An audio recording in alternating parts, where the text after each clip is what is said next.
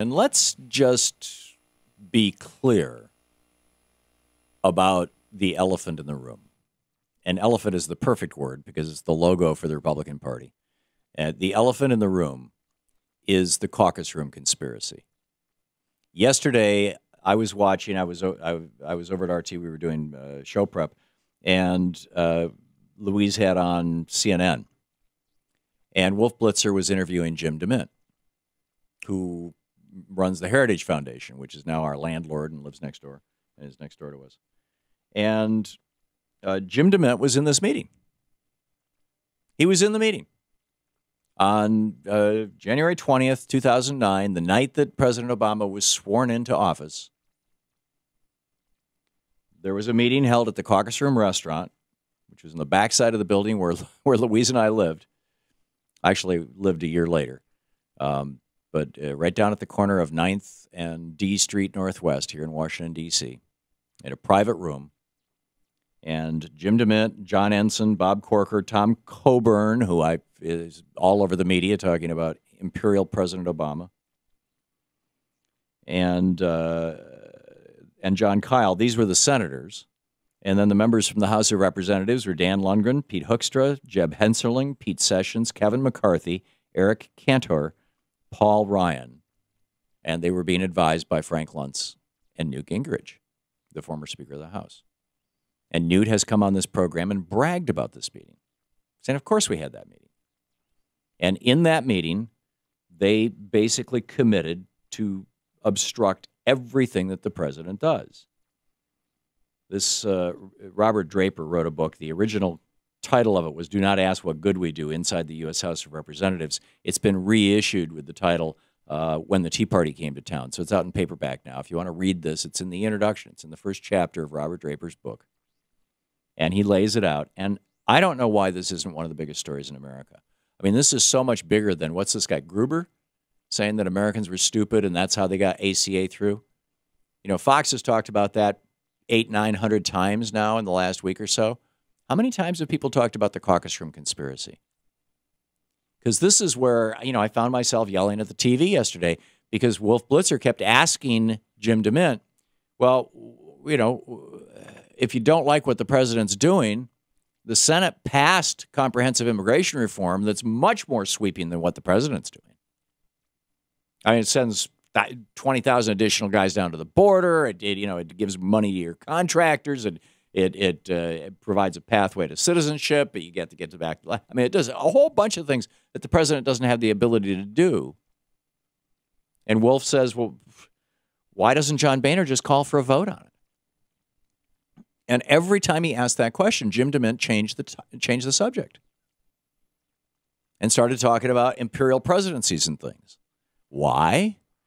Because he doesn't want to say, well, you know, John Boehner isn't going to call for a vote on it because back 6 years ago, we had this meeting and we basically swore a blood oath to each other that we were going to do everything we could to totally screw this president, to deny him any legacy, to deny him any successes, to destroy his presidency, and in the process create an enormous amount of pain for the American people so that they would blame it on the president. Because the people in this room know very well that more than 80% of Americans do not know who runs Congress. But more than 90% know the political party of the president. Only 20% of Americans roughly can tell you which party runs which branch of Congress. And a smaller percentage than that can tell you how the filibuster works. So these guys, these members of Congress, Paul Ryan, Eric Cantor, Kevin McCarthy, Pete Sessions, Jeb Hensarling, Pete Hoekstra, Dan Lundgren, Jim DeMint, John Kyle, Tom Coburn, John Ensign, Bob Corker, they knew that if they put the screws to you and me, to the average working person, this is why, for example, December 28th of last year, long-term unemployment insurance ran out. We've got a massive unemployment and underemployment problem in the United States. The Senate passed an extension of long-term unemployment insurance. And I don't have the vote in front of me, but I would bet that Jim DeMint, John Kyle, Tom Coburn, John Ensign, and Bob Corker, the guys who were in this room, did not vote yes on that. But in any case, The Senate passed an extension of this. It went off to the House, where Eric Cantor is whipping votes. It was there on behalf of John Boehner, and Kevin McCarthy is now the new whip, or will be in January when everybody gets sworn in. And they just said, no, we're not going to pass this. We're not going to allow a vote on this. If long-term unemployment, this was 3 days after Christmas of last year. It has now been 10 months that it started out 300,000 people the first couple of weeks. By the first month, it was 500,000. By the second month, it was 1 million people. By the third month, it was 1.5 million. We're probably now about 4 million people who have lost their unemployment insurance and have nothing. Homelessness is going up. Divorces are going up. People are losing their homes. Children are going to school hungry. People can't afford their medication. 10 months now of this wild, vicious pain inflicted on the American people because John Boehner refuses to allow a vote in the House of Representatives because it would pass if there was a vote.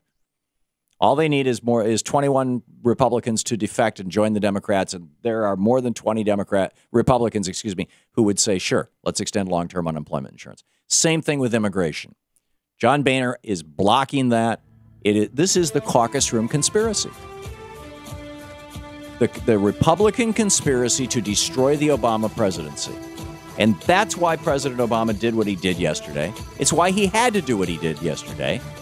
I wish he had just called it right out. I wish that the big networks would start talking about this the way they're talking about Gruber. You want a scandal? This is the scandal. We'll be back. 28 minutes past 3. You're listening to the Thom Hartmann Program. Call 866-987-THOM. And I wish yesterday when Wolf Blitzer was interviewing Jim DeMitt, he would have said, when you were in that meeting on January 20th, 2009, does this have to do with that?